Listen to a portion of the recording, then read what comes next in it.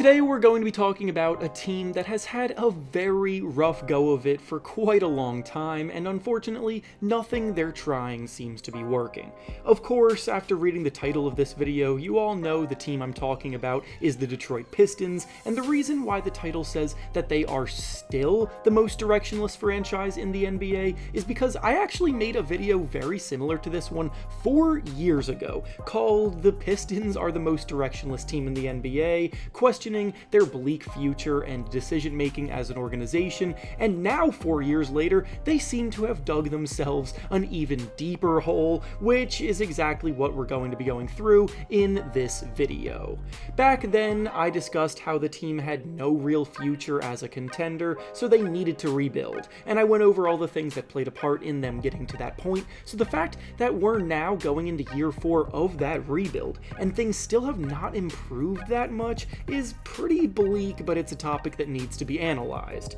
It's been a combination of bad luck, poor prospect evaluation, and unsuccessful moves around the edges, which will all be covered. Before we start though, it turns out a good amount of you watching right now aren't even subscribed to the channel, so if you enjoy the content, consider hitting the subscribe button, as not only does it help out a ton, but it also very much appreciated. Now with that being said, let's begin.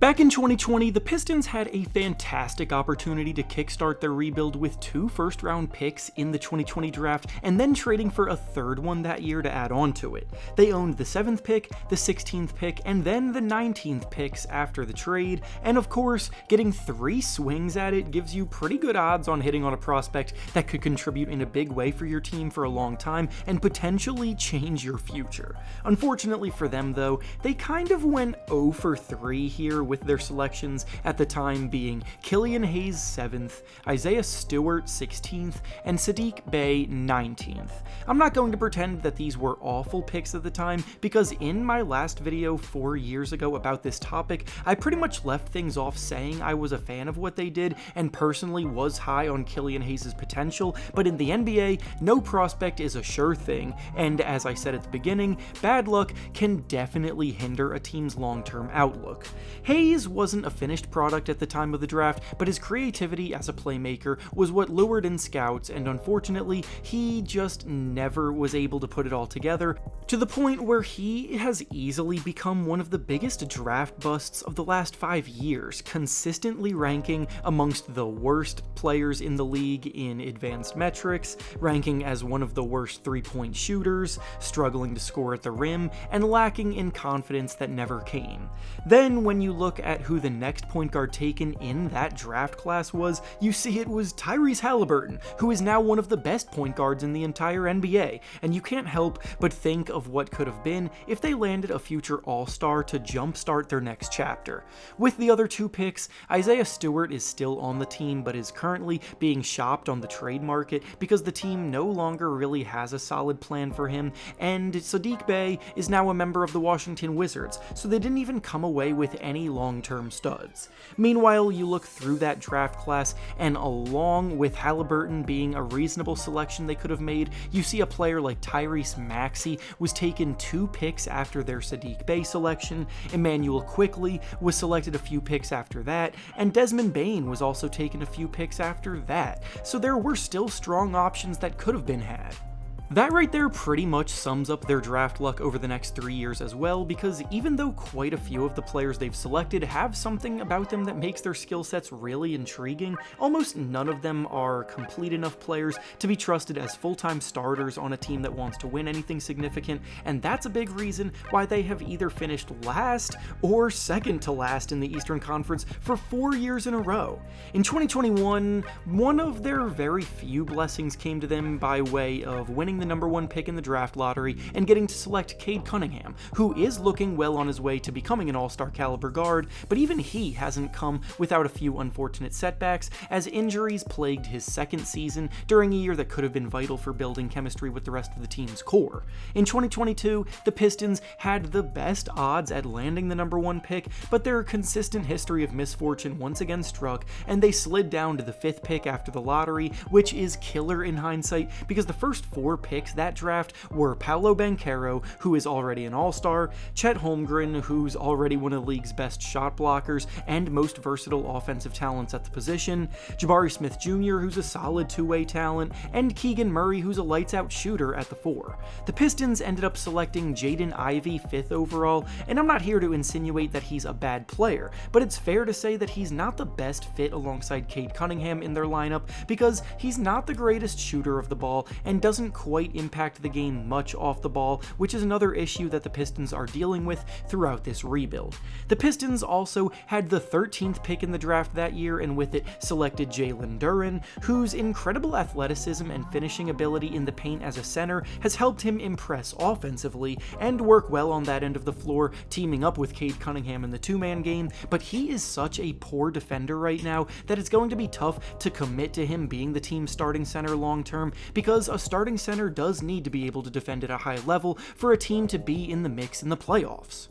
Then in 2023, the basketball gods once again laughed in their face as they went from a favorite to land the number 1 pick odds-wise, down to ending up getting the 5th pick after the lottery, and because of that, they missed out on Victor Wembanyama and were forced to select Ausar Thompson. Thompson is almost the inverse of Jalen Duren as a wing player who comes with such tantalizing defensive talent and physical tools to cause havoc on that end, but offensively, his jumper is completely broken, having made just 18% of his threes as a rookie, and if you haven't picked up on it by now, this Pistons core has a major floor spacing problem. Objectively, a lot of these young players have quite a bit of talent, but together their flaws all seem to get exposed, and they're not necessarily cohesive in the same lineup, which is why they've been such a bad team for 4 years now.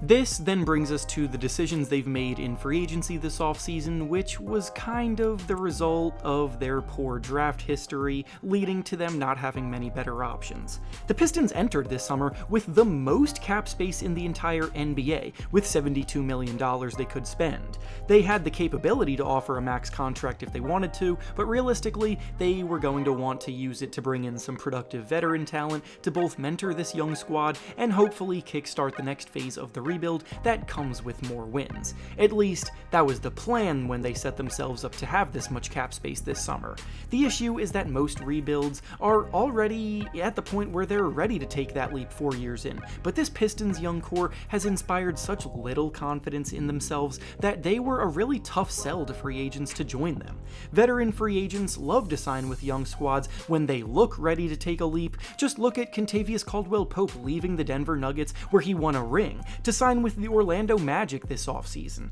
The Pistons' problem was that they're still so far behind that not even big money offers were enough to land anyone of significance. Their biggest acquisition with the money was signing Tobias Harris, whose time with the Philadelphia 76ers ended on a pretty sour note because of how unproductive he was when it mattered, and he is just not a ceiling raiser of a team at all. He'll come in and he'll put up some empty stats, but the Pistons aren't taking any significant leaps with him either. They also traded for Tim Hardaway Jr. from the Mavericks, and they signed Malik Beasley away from the Bucks, who are both willing and able volume three-point shooters, which does directly address their need for more floor spacing, but again, neither of those players are necessarily a ceiling raiser either, and they both have their own glaring weaknesses, specifically on the defensive end as perimeter defenders. These moves are good for the development of Cade Cunningham with more room to operate, and willing shooters being around him will help open up his game, but they're not talented enough necessarily